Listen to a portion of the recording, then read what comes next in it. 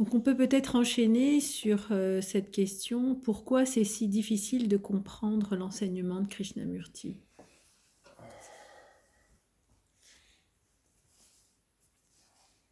Alors d'abord,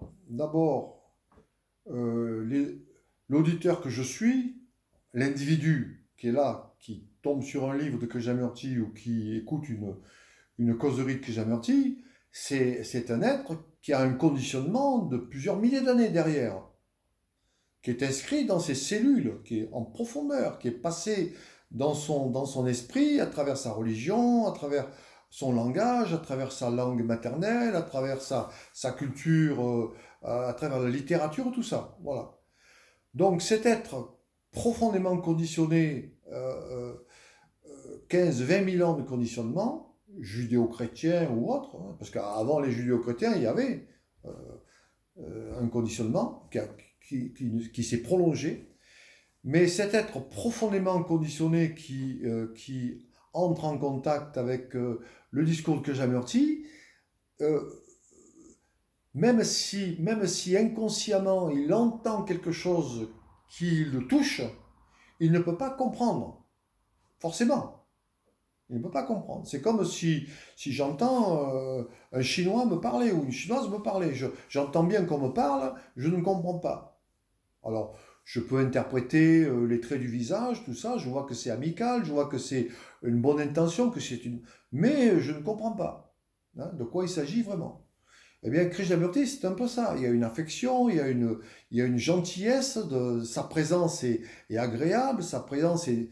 Mais on ne peut pas comprendre vraiment de quoi il me parle, de quoi il nous parle, vraiment.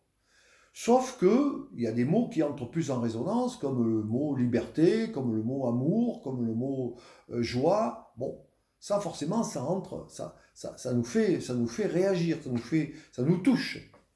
Mais il y a forcément une incompréhension, jusqu'au moment où on réalise qu'on ne comprend pas. Voilà. Il y a un moment où on comprend qu'on ne comprend pas. Moi, c'est ce qui m'est arrivé quand après 60 ans, j'ai compris que je n'avais pas compris. Alors là, c'est un choc. Mais en même temps, c'est un choc salutaire, parce que tant que tu ne comprends pas, que tu n'as pas compris, eh ben, tu continues comme ça sur ta lancée. Voilà. Et malheureusement, j'ai rencontré très peu de gens qui avaient compris qu'ils n'avaient pas compris. Euh, le docteur Parturi, dont je t'ai parlé précédemment, il n'y a que lui qui a dit, dans un petit texte qu'il avait écrit, il a avoué ça. Mais c'est quelque chose de difficilement avouable. Tu vois, j'ai compris que je n'ai pas compris. Ah oui, ben, voilà. David Bohm, avant, juste après la mort de Je, Krishnamurti. je sais, je sais pas, David Bohm, je préfère rester prudent parce que je ne sais pas ce qu'il a compris et je ne sais pas ce qu'il n'a pas compris. Il me semble Mais qu'il... le fait qu'après la mort de Krishnamurti, ils mettent en place une méthode pour dialoguer, me laisse penser me laisse assez songeur. Hmm. Voilà, c'est ça. Est-ce que le vrai dialogue, c'est-à-dire la communication, de deux esprits libres qui explorent euh, des questions complexes de l'existence, est-ce que ça peut être capturé dans une méthode? Moi, je pense pas. Moi, je pense que en tant que chercheur, David Bohm, il a essayé d'inviter les gens à dialoguer. Je pense que la méthode, c'est ce que les autres, après David Bohm, ont tenté d'instaurer, Oui, mais qu'est-ce que d'enfermer. vont faire les gens avec cette méthode? Tu vois, j'ai déjà vu des gens que j'ai rencontrés qui appliquent la méthode. Mm, Voilà. mm, Bon. Alors, l'enseignement de Krishnamurti n'est pas une méthode. C'est-à-dire que Krishnamurti n'a jamais prétendu libérer les personnes qui entrent en contact avec lui. Voilà. Il n'a jamais garanti qu'ils allaient être libres si il écoutait X temps, etc., etc. Bon. En plus, il y a la question du temps, qui est une question très complexe et très très difficile à comprendre, je ne suis pas sûr d'ailleurs de l'avoir comprise moi-même, qui fait que cette compréhension dont il parle, cet insight, n'est pas le produit d'un travail dans le temps.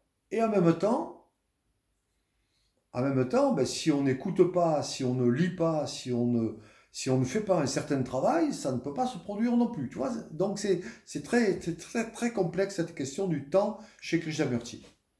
Mais l'exemple que j'ai donné, aussi bien de l'oiseau que j'ai tué que de la cigarette que j'ai arrêtée, ça a été dans le non-temps.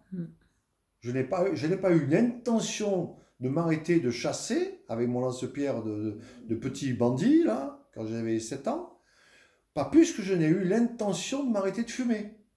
Et il y a eu le changement radical. Il dit que le temps, c'est ce qui va fabriquer en fait la mémoire, puisque dans le temps... Moi, je dirais que Krishnamurti nous révèle l'importance d'une action non intentionnelle, c'est-à-dire non faite dans la temporalité. Il y a une action qui n'est pas faite dans la temporalité et qui est fondamentale, qui est essentielle et qui est révolutionnaire en fait. Oui, parce que tu dis qu'il n'y a pas d'intention. L'intention, elle t'amène à te projeter. C'est ça. Donc il y a l'histoire du temps. Et quand il n'y a pas d'intention, c'est comme ton exemple avec l'oiseau, tu n'étais pas dans l'intention de ne plus tuer des oiseaux. Voilà, pas du tout. Mais ça s'est fait par... la vision de ce que j'avais fait. C'est la vision de ce que j'avais fait, c'est-à-dire j'avais tué cet oiseau merveilleux, et c'est cette vision-là qui a été agissante. De la même façon que j'ai vu ma dépendance au tabac, j'ai vu que sans cigarette, je ne pouvais plus continuer de travailler, et bien cette vision a été agissante. Donc Krishnamurti nous restitue l'importance de la vision agissante, alors que la culture humaine, depuis des milliers d'années, nous enferme dans l'intention, dans l'action spatio-temporelle. Donc du coup, ce qu'on peut dire, c'est que si c'est la vision, comme dans tes exemples, si c'est la vision, ça veut dire que cette vision qui s'impose à nous, elle nous vient de quelque part, mais qui n'est pas dans notre espace-temps. Tu parlais tout à l'heure de l'inconscient collectif qui nous relie par rapport à des savoirs et qui nourrit notre conditionnement.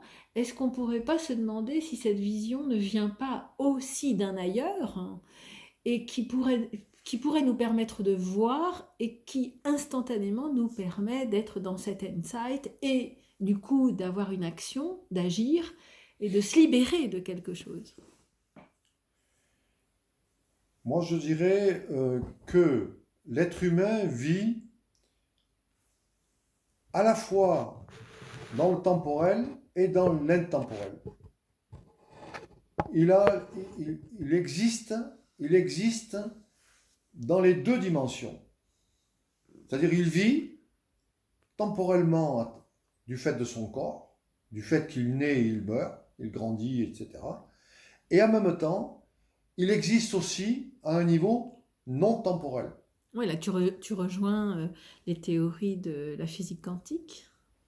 Ben voilà. Alors, c'est et ce n'est pas. Alors ça, voilà, en physique quantique, on voit que la réalité matérielle existe sous deux formes en même temps. Et bien là, on dirait que l'existence humaine se déroule à deux dimensions. Une dimension temporelle, où il y a progression, où il y a apprentissage, où il y a mémoire, et une dimension qui n'est pas temporelle.